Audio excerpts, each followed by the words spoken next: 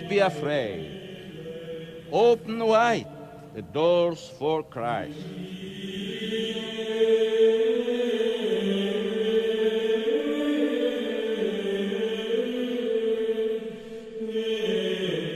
Pope John Paul II's journey on earth has ended, but the changes he brought to the Church and to the world will live on. I think he's one of the greatest popes of all time. He has had an effect on our time as few individuals have. There is power in the papacy, but John Paul's power came in large measure from his own will, his own personal strength. He may well have been the single most effective freedom fighter of his generation. How will he be remembered? I would say they'll call him the public pope. The most apt phrase may be John Paul the Communicator. I like John Paul the Great myself. Being a church historian, I know that's not used very often. He'd be only the fourth pope about whom it would be used. And whenever you use the term great, you mean that he was pontiff at a time of transition, a transition that would almost be of earthquake proportions. And this pope would certainly have been so. Karol Joseph Wojtyła was born on May 18, 1920, in the town of Wadowice in southern Poland. His father was an army officer. His mother, a frail woman who did occasional work as a seamstress. His older brother would go on to become a doctor. Like many young Poles, Karol became an altar boy. He also worked as errand boy for a local theatrical company. The experience began a lifelong love of the theater. At the age of 9, he tasted tragedy for the first time with the death of his mother. By the time he was 15, he was in school plays, taking leading roles, and even directing. He excelled academically as well. When he graduated from high school, he was the valedictorian of the class, and the Archbishop was so impressed with his speech and his record, his accomplishment in school, he invited him to have lunch with him to become a priest. He didn't want to. He wanted to be an actor. He studied Polish literature in college, and as all young men were required to do, he attended military camp. An avid athlete, he also played chess and guitar, and wrote poems and plays. When he was 19, the world took a terrible, violent turn. In September 1939, Germany opened its attack on Poland and soon had the country under brutal control. World War II had begun.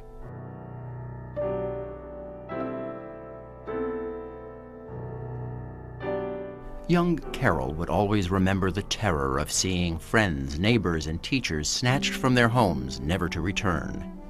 In 1941, his father died. For a while, Karol found comfort acting in a clandestine theater group. Then he found his true calling. He joined an underground seminary to study for the priesthood. He also worked in a quarry to meet Nazi labor requirements. In 1945, Soviet troops ran the Germans out of Poland, but the Soviets had their own brand of tyranny to visit upon the Poles. Karol Wojtyła became a priest the following year. His life in the church would forever be colored by the oppressive rule in his native land. He came out of a situation, he was trained and formed in a situation where dissent is a luxury, where there should be no cracks in the lines, no cracks in our common defense, because it was basically us against them. When you're in a situation like that, which is more life and death, then dissent, or even democracy, if you will, is a luxury, and he couldn't stand for that there, and he obviously relayed this when he did become Pope. So some of the determination of that definitely came from those post-war experiences in Poland, when it was really, really a completely different world. At age 38, he became an auxiliary bishop, one of the world's youngest. At 43, he was elevated to Archbishop of Krakow. And at 47, Pope Paul VI named him a cardinal, a prince of the church, eligible to vote for the next pope.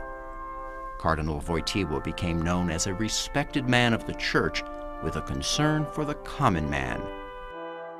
Among those who were impressed by meeting the Cardinal was Ray Flynn, who would later become mayor of Boston and then U.S. ambassador to the Vatican. I knew him long before he was Pope. Not that I could say that I realized I knew he was going to be Pope, but I knew he was a very special man.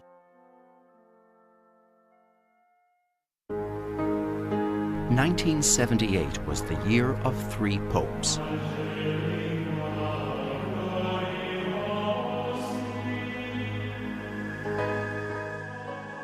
Pope Paul VI died in August after a 15-year pontificate.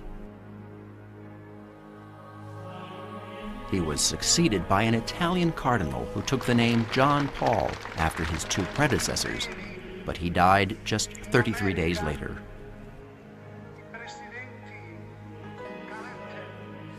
Karol Wojtyła and his fellow cardinals convened once again to choose a successor.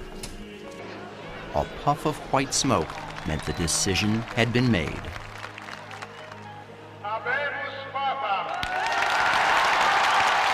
Habemus Papam. We've got a pope. That much we can understand. And suddenly we hear this name, which nobody can pronounce, and most people still can't pronounce outside of Poland. Karol Wojtyła? What is a Karol Wojtyła? We couldn't find him anywhere. Finally, we realized that the first non-Italian pope in 4.5 centuries had been elected, and he was from all places, Poland.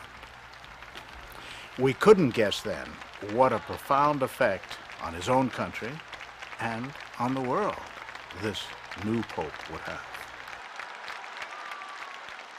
I was a young assistant in the Archdiocese of St. Louis, and I heard it, and I can remember there was almost like a sense of dare, a sense of excitement, a spark, a new interest, a new hope. But it almost seemed from the beginning that what the church, what the College of Cardinals was saying is, we're not going to do business as usual. There's going to be something different. There's going to be something bold. There's going to be something daring about this new pope. The changes began from the day of his installation. Correspondent Jerry Bowen told CBS viewers what he saw. More than 250,000 people gathered in St. Peter's Square to witness the start of the ministry of John Paul II, a celebration marked by its international flavor and at times informality. There were thousands of pilgrims from Poland, some dressed in native costume, and banners in the square held by Lebanese seeking peace for their homeland. Most of Europe's royalty was present, as were diplomats and politicians of the West and the East, including Henryk Jablonski, the president of Communist Poland. Like his predecessor, John Paul ruled out a crown and received instead the pallium, a wool stole covered with crosses.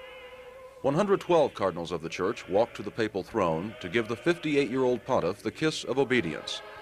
But when the Polish primate, Cardinal Stefan Wyszynski, approached, John Paul rose to embrace him and finally kissed his hand, a sign of respect for the senior prelate. In a strong, at times forceful voice that echoed across the massive square, the pontiff, in his homily, made a plea for religious freedom, asking governments to open their boundaries, economic and political systems to Christ, so that he can serve mankind. Most of his address was in Italian, but in a symbolic gesture to Catholics in the Soviet bloc, he spoke in Russian, Czech, Ukrainian, Lithuanian, and Polish, asking for their prayers. He also spoke in a half-dozen other languages, including English. To all of you who speak English,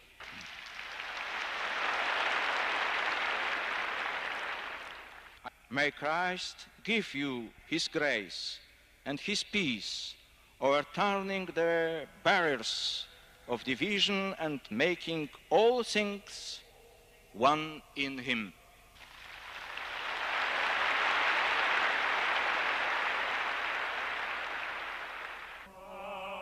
As priests fanned out to the tens of thousands in St. Peter's to give communion, another small line of the faithful, mostly from Poland, received communion from the new pontiff. And unlike his predecessor, who wanted to reach out to the crowd but was restrained by papal assistance, John Paul II walked boldly down the sloping steps of the basilica at the end of the Mass to bless a woman in a wheelchair and a score of other pilgrims who pushed to get near him. Moments later, a bouquet was thrown from the crowd, and a young boy picked it up. Faltering between the stern wave-off of a papal aide, and the beckoning of the pontiff. It had been a precedent-breaking installation ceremony, punctuated at times by emotion and surprise, a celebration that tens of thousands simply refused to leave. And shortly after the more than 3-hour service had ended, Pope John Paul appeared again, this time at his apartment window with a special message for the young people in the square below. "You are the future of the world," he told them. "You are the hope of the church. You are my hope." The crowd responded with enthusiastic and continuous applause until the pontiff said, "We have to finish. It's time for lunch, even for a pope." A voi e al Papa.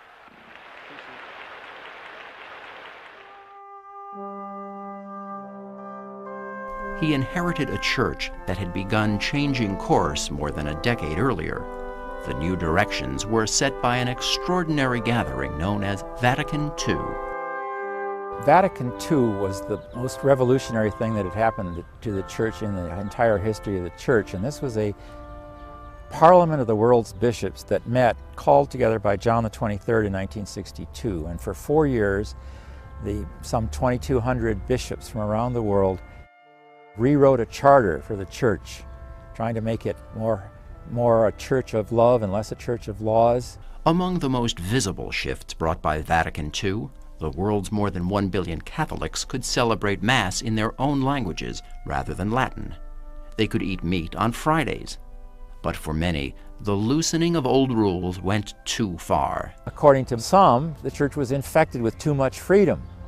And so here comes John Paul II, and he kind of agreed with these people that the church had gone a little too far, that there was just entirely too much freedom out there, and he tried to clamp down. So in that sense, he signified a turnabout, an about-face. Church was going one direction, here comes John Paul II taking it another direction. The new pope supported Vatican II's call for ecumenism, harmony among Christian churches and between Christians and non-Christians.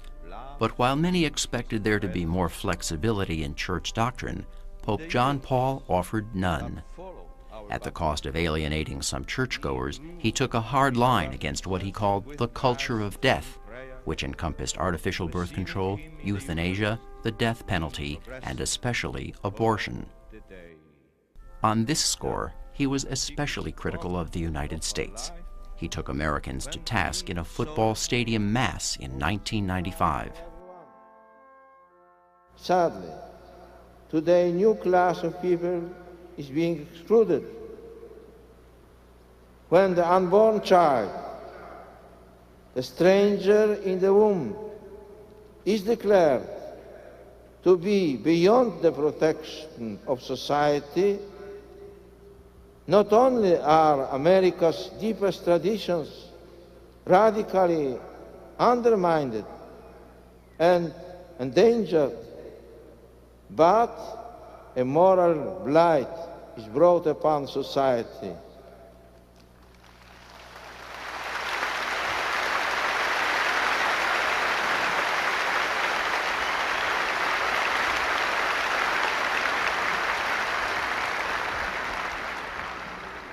I am also thinking of threats to the elderly, the severely handicapped, and all those who do not seem to have any social usefulness. When innocent human beings are declared inconvenient or burdensome, and thus unworthy of legal and social protection, grievous damage is done to the moral foundations of the democratic society community. The right to life is the first of all rights. It is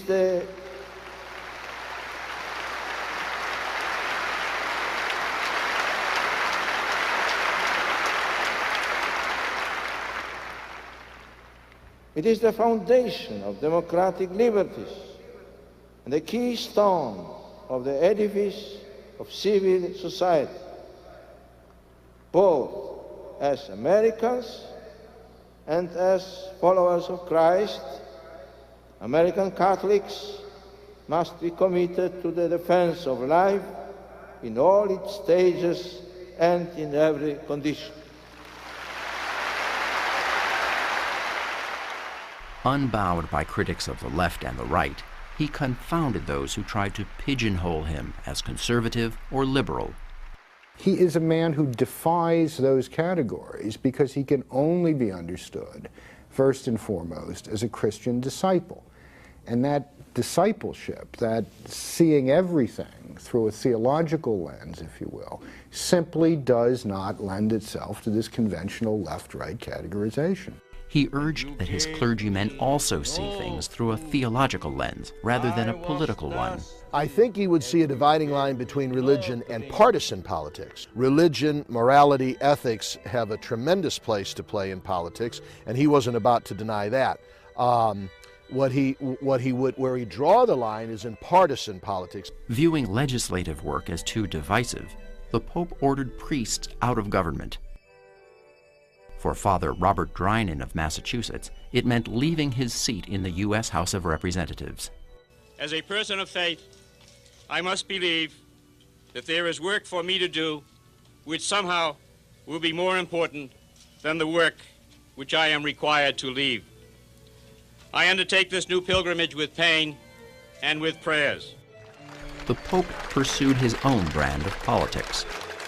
It was potent, and it shattered the very foundations of world power.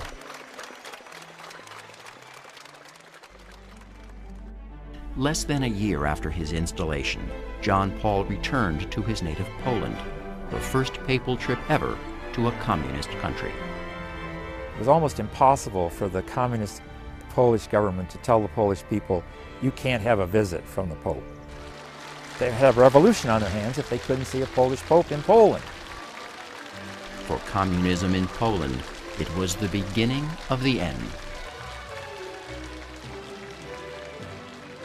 Gorbachev said to me, the one big mistake of communism was allowing Pope John Paul II to come to Poland right after he was elected Pope.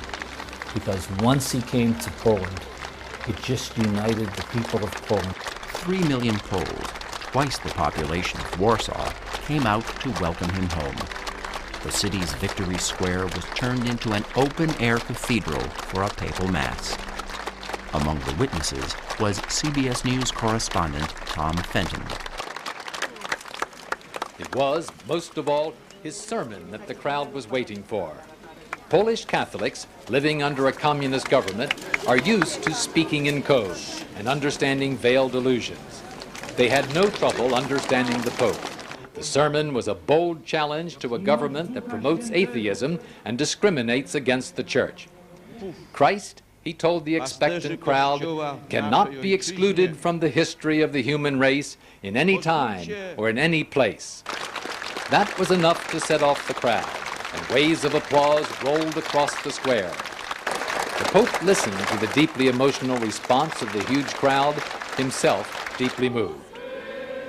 The crowd sang spontaneously, "We want God in our Polish books. We want God in our Polish schools." I knew in a moment that everything had changed, that nothing would be the same again. The visit inspired the Poles to unite against the country's communist regime. Workers created an independent labor movement called Solidarity the following year. At its helm was Lech Wałęsa, a young shipyard electrician. Solidarity staged a strike in Gdansk, site of Poland's biggest shipyard. Soon the whole nation was rocked by strikes and uprisings. Barely a year after the movement was launched, it had more than 10 million members. In December 1981, the Polish government outlawed Solidarity and imposed martial law.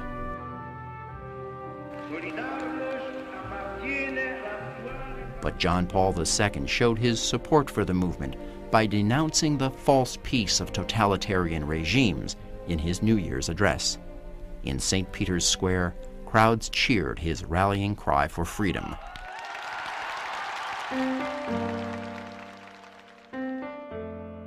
The Pope returned to Poland next in 1983, when the country was still in the throes of martial law, occupied by its own army. At a time when the hopes of Poland's people were flagging, the Pope's visit renewed their faith in their cause. I think the moment that most impressed me was a crowd of several 100,000 who all at the same time flashed the V sign. It was stunning, and you knew then that the Poles would never give up, that the communists would never win, and that it was just a matter of time before the whole thing collapsed. When John Paul returned to Poland in 1987, the landscape had changed dramatically. It would take just one more push from the Pope for the regime to topple altogether. And there was no better place for this than the shipyard city of Gdansk, the birthplace of solidarity. In his previous trips to Poland, the government refused to let him go there. This time, grudgingly, it relented. I think they thought they could control it. I think they thought, well, he hasn't been there, he wants to go there, he's pretty well got to go there, we'll just try to keep a lid on it. And so they basically seal off the town. There are roadblocks everywhere. They try to limit the numbers. But out in this field, what was the size of the crowd? 500,000, 1 million, who knows? Bigger than the population of the town.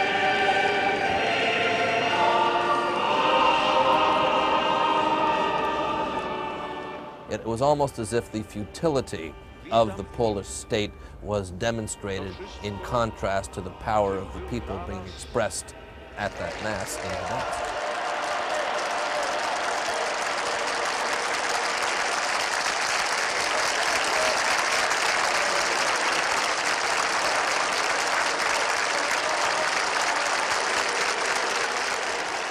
The altar had been built in the form of a huge prow of a ship. The shipyard reference was everywhere.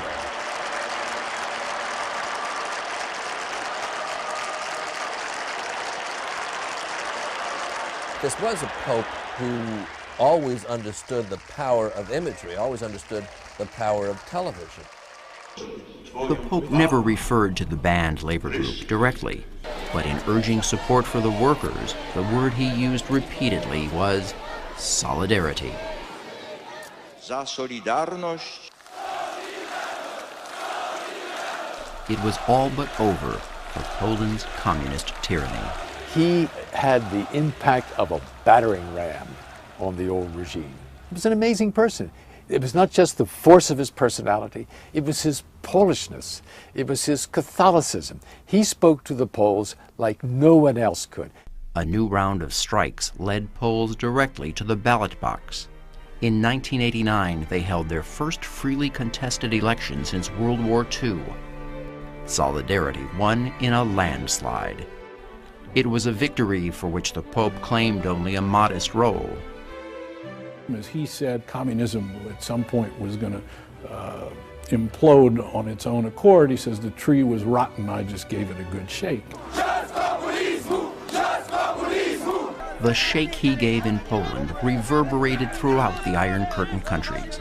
Across the Eastern Bloc, people began asking, if the Poles can rise up, why can't we? The fact is, they could, and they did.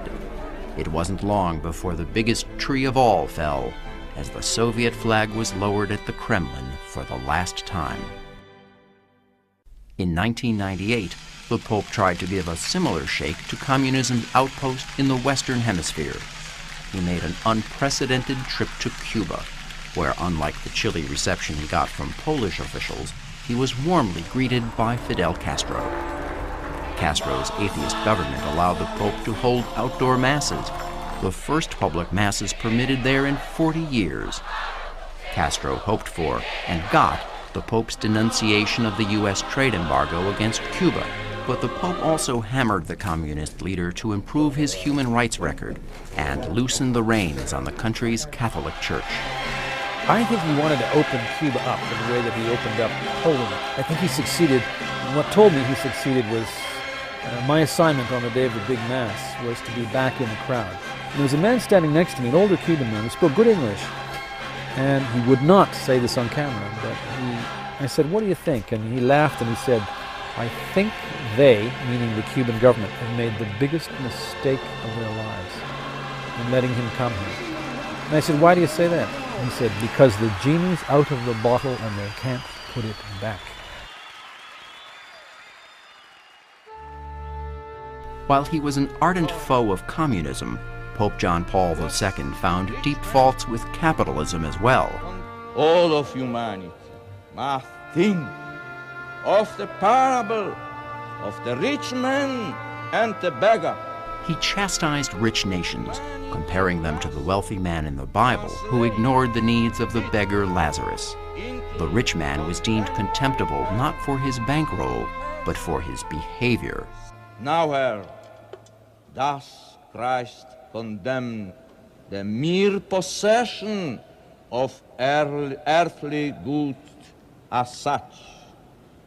Instead, he pronounces very harsh words against those who use their possessions in a selfish way, without paying attention to the needs of others. He urged rich governments to forgive the debts of developing nations. We cannot stand idle by, enjoying our own riches and freedom. If in any place the Lazarus of the 20th century stands at our doors. Support for the poor was a steady drumbeat of the Pope's more than 36 trips to Latin America, a region he visited more than any place but Europe. It's home to half of all Catholics. And Brazil is thought to be home to more Catholics than any other country. Brazil has long suffered from an enormous income gap between rich and poor. Each time John Paul went there, he made a point to stop in some of the country's worst slums. He blasted the government for the abhorrent treatment of its neediest people. In 1980, he left his cardinal's ring behind in a shantytown as a token of his love for the poor. His tours of Spanish-speaking countries were often politically charged. On his first Latin American trip, he stunned church leaders by denouncing the liberation theology movement. Liberation theology was a blend of Catholicism with Marxist activism. Many in Latin America saw it as a way out of poverty and powerlessness. But to Pope John Paul, it was contrary to the Church's spiritual mission, and leaders who continued to support it were replaced. The most direct confrontations between the Pope and leftist leaders came in Nicaragua in 1983. On his arrival, he admonished a priest who'd refused to leave that country's Sandinista government. But the worst friction lay ahead. The altar for his Mass was laden with revolutionary images, but one symbol was pointedly missing. There was no cross. Hecklers with the apparent support of the government chanted, "We want peace." Soon, the Pope had had enough. Silencio. Silence, he demanded. La primera que quiere la paz es la Iglesia. The first to want peace, he said, is the Church. He was treated with more respect in 1996 when he returned to Nicaragua, then under friendlier management. Throughout his papacy, the Catholic Church faced growing competition from Protestant denominations in Latin America. But warm welcomes were the norm for his visits to Spanish-speaking countries and to Spanish-speaking communities. In response, he often asked for a greater commitment to the Church.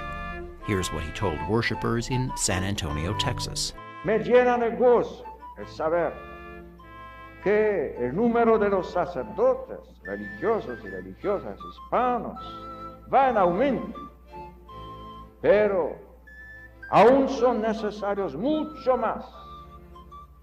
Jóvenes hispanos, sentís la llamada de Cristo. Familias hispanas, estáis dispuestas a entregar vuestros hijos al ministerio de la Iglesia. Rogáis insistentemente al dueño de la mies que envíe operarios a su mies. Cristo necesita operarios que trabajen en la abundante mies de la comunidad hispana y en toda la iglesia.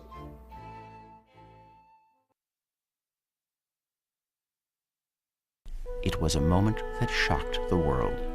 In May 1981, the Pope was shot in St. Peter's Square. While a horrified crowd looked on, he was raced from the scene. A Turkish national was immediately arrested for the crime. People around the globe prayed for the Pope's recovery. As he did throughout his life, John Paul took strength from his faith. He was spared, and he felt that was a miracle. And he talked about it a lot. He said at the same time, you know, we're all spared. The wound kept him in the hospital for 22 days, but with amazing speed and vigor, he picked up where he left off. I think that when he survived that assassination attempt, he stood taller. Stood taller in his own eyes as well as the eyes of the world. And he went on and became even stronger in so many ways. Eventually, he took a remarkable step. 2.5 years after the shooting, Pope John Paul traveled to prison to meet the gunman, pray with him, and forgive him. Ambassador Flynn later talked to the Pope about the visit. And he says, Christ died on the cross for our sins, but we always must forgive. And we must forgive and forget, and every day is a new day in the eyes of Christ. The year after the assassination attempt, John Paul resumed the most grueling travel schedule any pope has known. Altogether, he made more than 90 foreign trips to more than 120 countries. On arrival, a familiar gesture, kneeling on the ground and kissing it. In his later years, when that became too difficult, the ground was brought to him. The simple message, respect for the country and its people.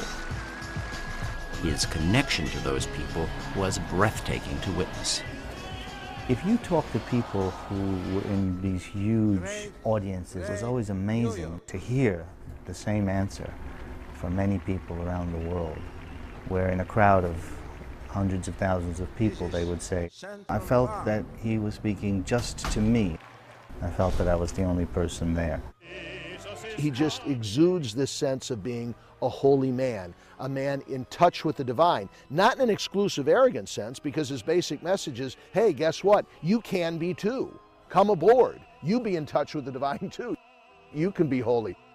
At his public appearances, there was electricity in the air.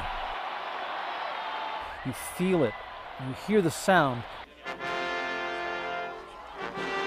and you feel something moving in the air as the crowd, there's a swelling as he approaches, and it's like a wave coming before him. And when he eventually arrives in, say, a football stadium, it's like the team running onto the field. It erupts, but in a very nice way. He didn't even have to show up in person to touch a crowd. From the very start, he grasped the power of television.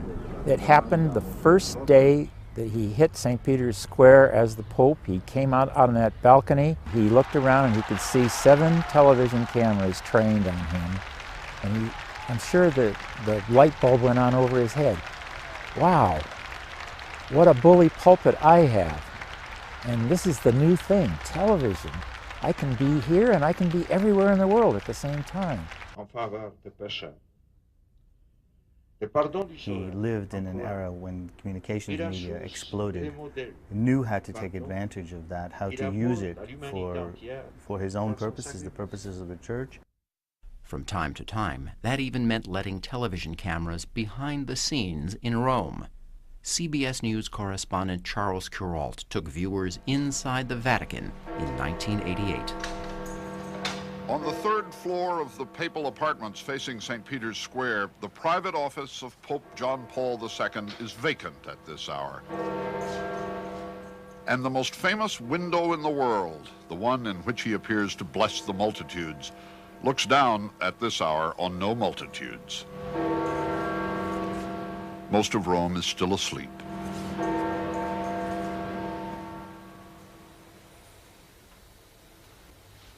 The Pope is awake and alone. He is in the small chapel across the hall from his bedroom, in what appears to be an intense private dialogue with God.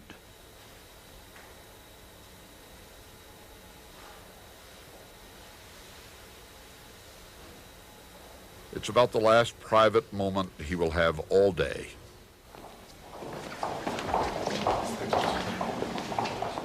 At 7 a.m. precisely, a handful of guests arrives for a small morning mass with the successor of St. Peter. The guests come every morning. Today they are visitors from France.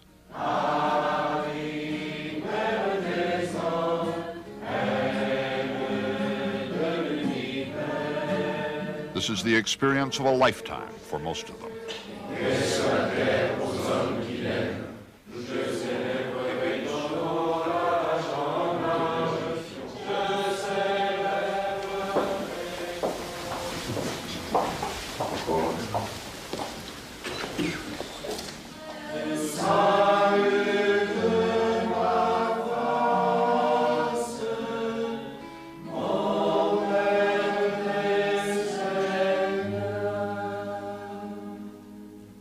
Here in this little room at dawn, the spiritual leader of 850 million Roman Catholics gains energy for another day.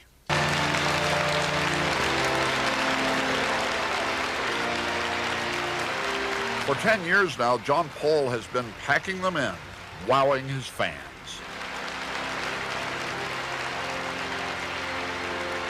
He is a superstar.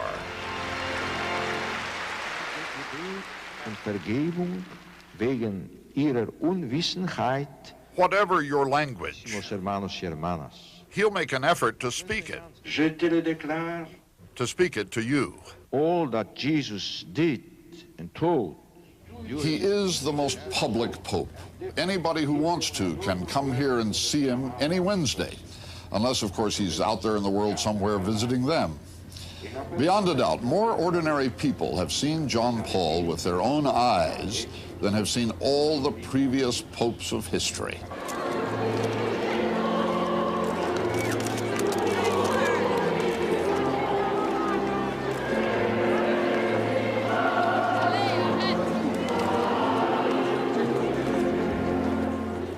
His manner is gentle, but his message is tough.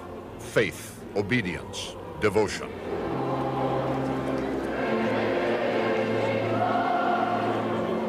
He plays to the crowd, but he preaches discipline.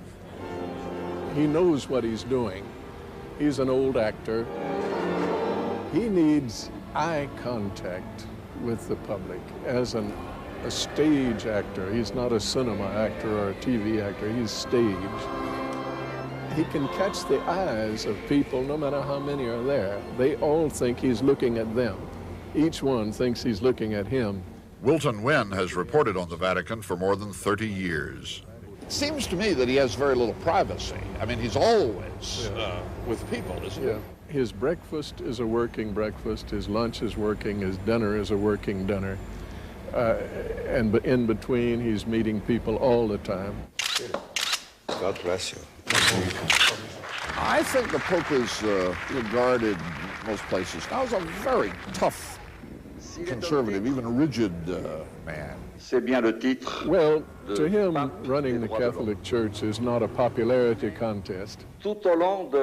He's got to stick to what is right, what he believes is right and true, even if it means losing every Catholic in the world. He is, when it comes to charisma, an irresistible force. And when it comes to doctrine, an immovable object. Well, here comes the Pope. From Rochester, New York. You wait in this line, a little nervously, knowing that the Pope hardly ever gives interviews. It's Camden, New Jersey. But you think, I'll charm him, and we'll chat for a while. In fact, you rehearse questions in your mind. What about Vatican relations with the Third World, Your Holiness? Things like that. You notice he's giving everyone a little brown package. It's a rosary. Well, here he is. You find yourself grinning foolishly, and this is what happens. SBC. We are doing a documentary, Father, on the Vatican, trying to understand the Vatican. About Vatican. Peace. Thank you. You are English. American. Yes, and we are doing 48 hours in the Vatican, very intensely. Yes. 40 hours. Yes. 40 hours. Thank you. God bless your activity. Well, that's all. He's gone. You didn't charm him. He charmed you.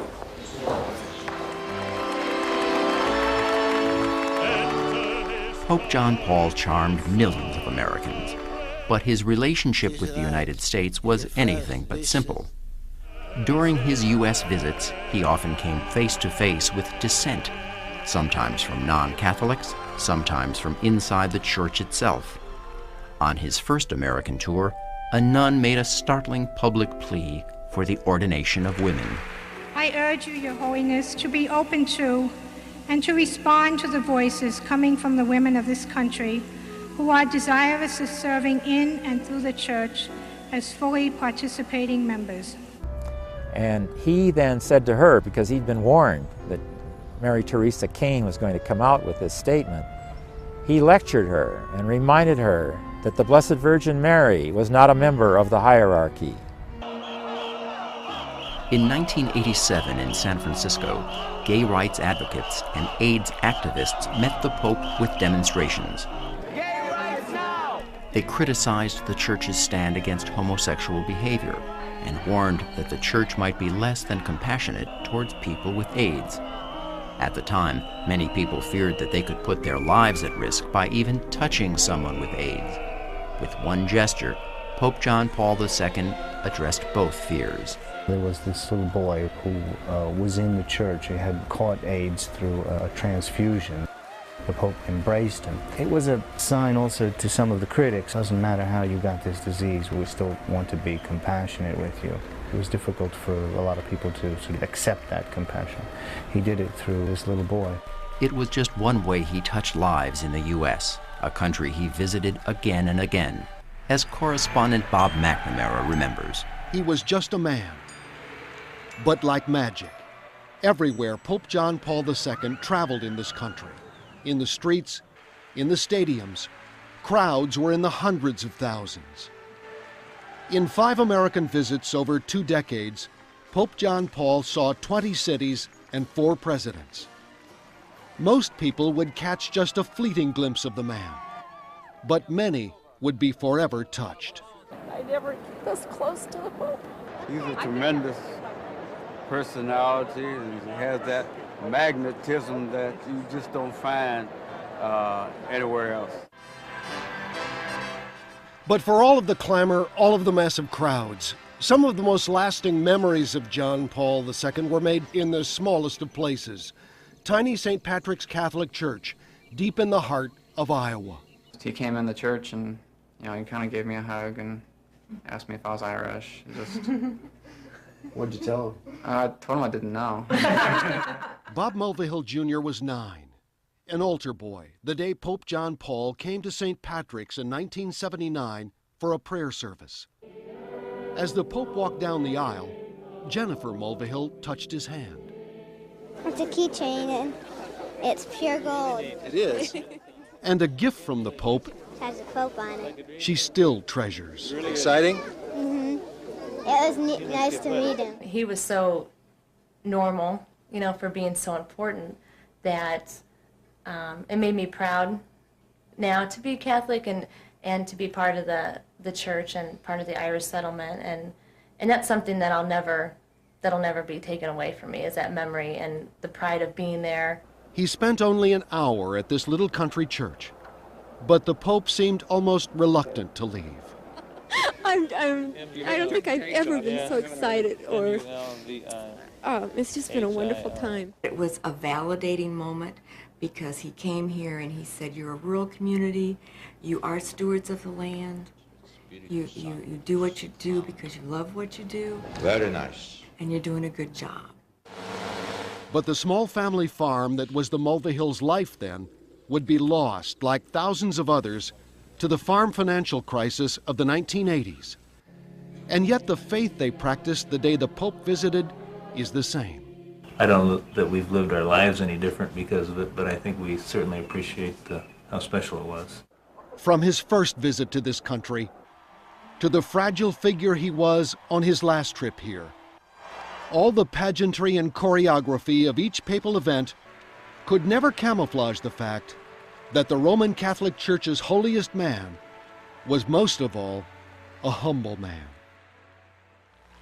The children whose lives he touched in Iowa back in 1979 demonstrate the special connection he always had with young people. Just the day before, he wowed them in Manhattan. Covering the story for the New York Times was reporter Robert Blair Kaiser. I was lucky enough to get sent to Madison Square Garden, where 20,000 raving teenagers were there waiting for the Pope to come in.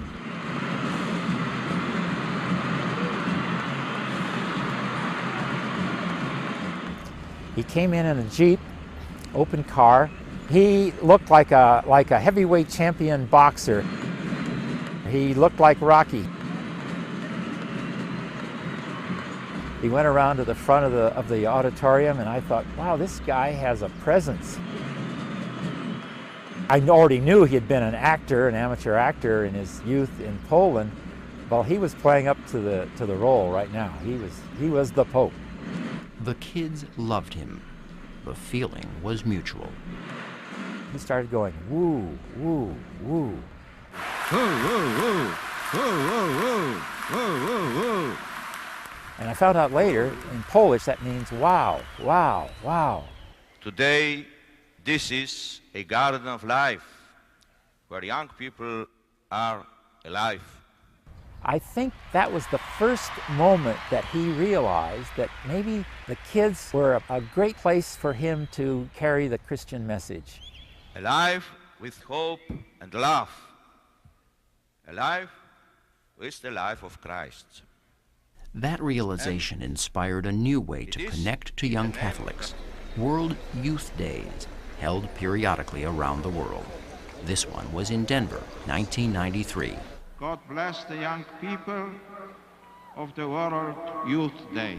Organizers expected around 50,000. They got nearly 400,000. It's almost like John Paul II, the superstar, only he's not a rock star. He's a man, a religious leader who tells them the truth.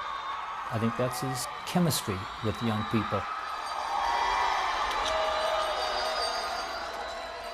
As age and ailments weakened him physically, the Pope's personal strength became all the more impressive. I remember being in Sarajevo. He came out of a car and he looked very frail. The crowd was very close to him, and he just simply burst away. He just went straight to the crowd and reached out to them. And as he went to them, you could see him physically straighten, but also psychologically. He was pumped. He pulled their energy into himself and came back to them, and it was an interaction of energy, and he was hitting his stride again. And I think that's what struck me always, is that as soon as he got to the people, anywhere near people, he was a changed man.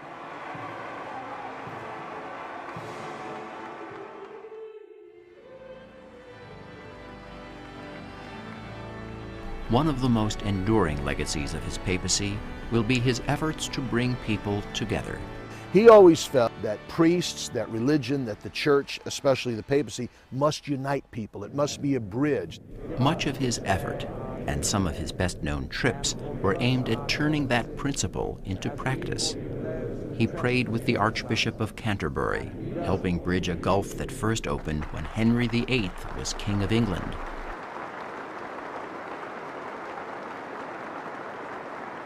He became the first pope to visit Greece in nearly 13 centuries. While there, he issued an apology for Catholic transgressions against the Orthodox Church. In Syria, he became the first pope to enter a mosque. But of all such trips, one of the most remarkable was one of the shortest. Mark Phillips covered the story for CBS News. For Pope John Paul, who has traveled so far and so frequently, this trip of about 1 mile from the Vatican to Rome's main synagogue rivals any other for significance. Today's visit was described as one the Pope wanted to make to give impetus to the 20-year-old document from Vatican II, absolving Jews from any responsibility for the killing of Christ. That's a hope the Italian Jewish community has as well.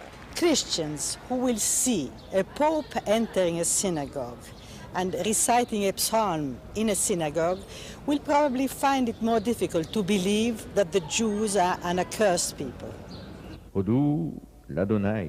Today the Pope did enter a synagogue and did recite a psalm, and he did more. In his speech, he quoted from the Vatican II document, saying he deplored the hatred, persecutions, and displays of anti-Semitism directed against the Jews at any time by anyone. He repeated, by anyone. Ripeto, da chiunque. Not only was this the first time a pope has visited a synagogue, but this particular temple is built on the site of the old Roman Jewish ghetto, a ghetto established by the papacy in the 16th century. Rome's chief rabbi, Elio Toaf, presides over a community that has lived at the whim of the various popes for centuries, and that whim has not always been kindly. Rabbi Toaf called the visit a gesture destined to pass into history, a turning point in church policy.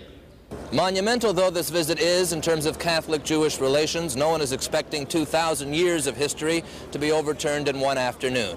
But this is a pope given to grand gestures, and in the view of the Roman Jewish community, this is a gesture that wouldn't hurt. Pope John Paul did not deal today with the question of the Vatican's lack of official recognition of the State of Israel. Still, this was an afternoon when the Bishop of Rome shared a synagogue podium with the chief rabbi of the oldest Jewish community in Europe. It was an afternoon of redressing the sins of the past and of holding out hope for the future.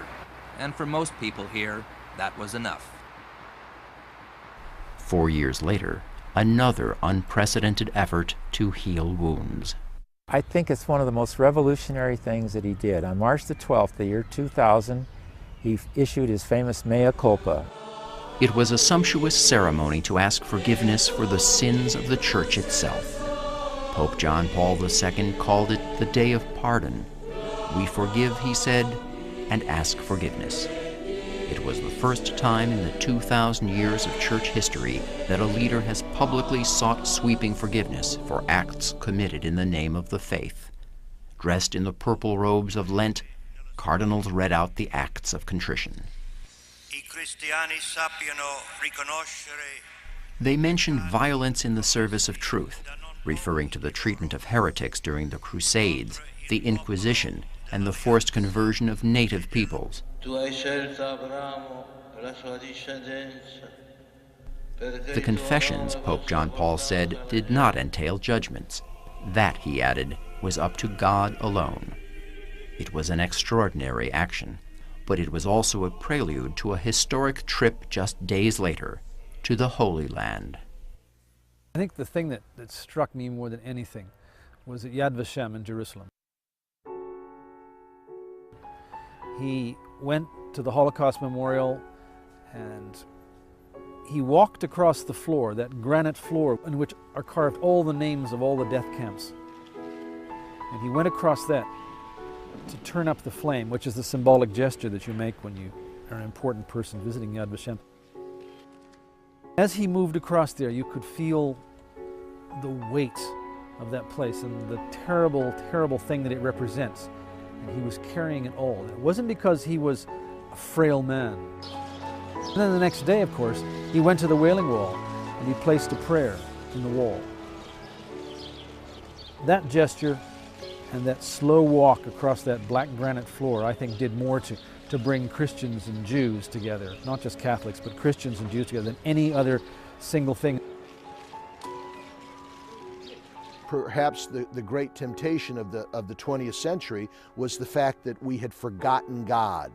That means that the 20th century was the century of greatest bloodshed, the century of greatest tyranny, the century of greatest oppression ever known to humanity. And he said, why? Precisely because we've forgotten the ethical, the moral, the religious dimension of humanity. We need to restore that, and I need all the help I can get in restoring that. I need help from the Jewish community. I need help from the Islamic community. I need help from the non-Catholic Christian community. And it's about time we came together and said, we're not, the different religions aren't enemies. What's enemies is what we have a mutual enemy in the lack of religion. In all, Pope John Paul II was true to the ancient Latin name for the pontiff, Pontifex Maximus, the great builder of bridges. This was a pope who spanned 2 millennia.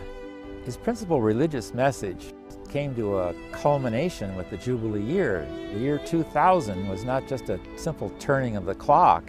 The year 2000 represented the 2000th anniversary of the birth of Jesus Christ, God become man.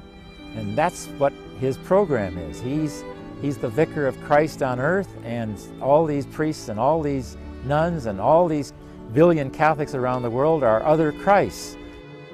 This was a pope who found one church and left behind one that was profoundly changed. I think perhaps the most important thing he has been for those of us who have been privileged to be alive during this pontificate is a great witness, a great inspiration, an extraordinary human story, which I think probed seriously enough opens up the question of God, the question of religious conviction in a very powerful way for people who haven't asked it for a long time. I think he's one of the greatest popes of all time. He has really gone around the world encouraging not only the prime leaders, the prime ministers and the presidents and the kings and the elite in every nation to live up to their duties, to be top leaders and to make a more peaceful world. He's encouraged the people at large to do the same thing. This was a pope who was born into one world and worked ceaselessly to leave behind a better one.